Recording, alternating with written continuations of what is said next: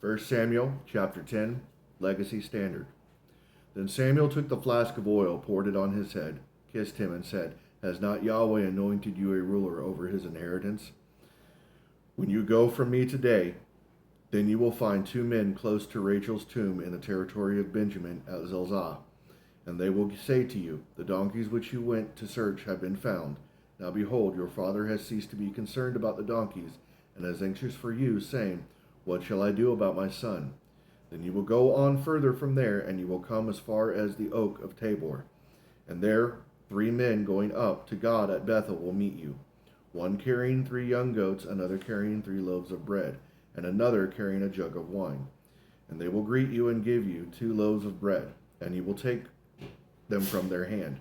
Afterward you will come to the hill of God where the Philistine garrison is, and it shall be as soon as you have come there that the city that you will meet a group of prophets coming down from the high place with harp, tambourine, flute, and a lyre before them, and they will be prophesying. Then the Spirit of Yahweh will come upon you mightily, and you shall prophesy with them, and be changed into another man. Now it will be when these signs come to you, do for yourself whatever your hand finds to do, for God is with you. And you shall go down before me to Gilgal, and behold, I will come down to you to offer burnt offerings, and sacrifice peace offerings.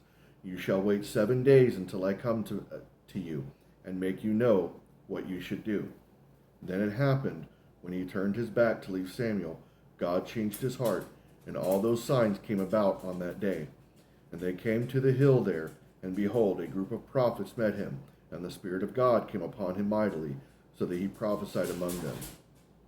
Now it happened that all who knew him previously saw, and behold, he was prophesying with the prophets. So the people said to one another, What has happened to the son of Kish?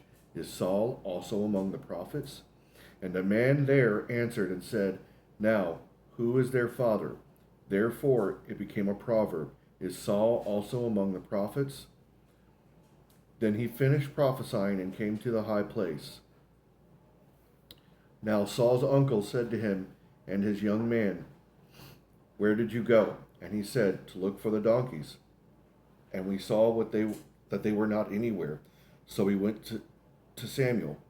And Saul's uncle said, Please tell me what Samuel said to you. So Saul said to his uncle, He told us plainly that the donkeys had been found, but he did not let him go about the manner of the kingdom which Samuel had said. Then Samuel called the people together to Yahweh at Mizpah, and he said to the sons of Israel, Thus says Yahweh, the God of Israel, I brought Israel up from Egypt, and I delivered you from the hand of the Egyptians, from the hand of all the kingdoms that were oppressing you.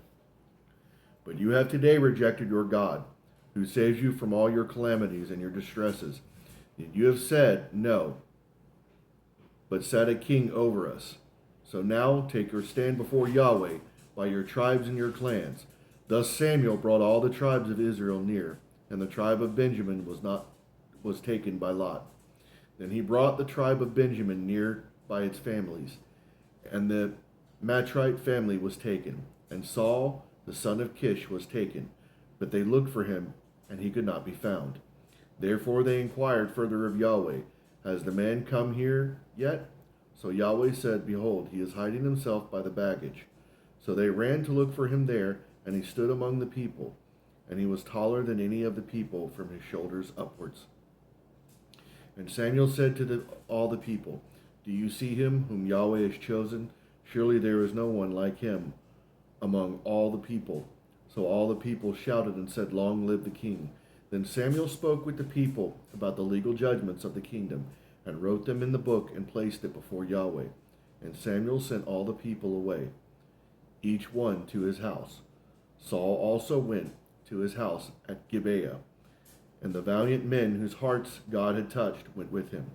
But certain vile men said, How can this one save us? And they despised him and did not bring him any present, but he kept silent.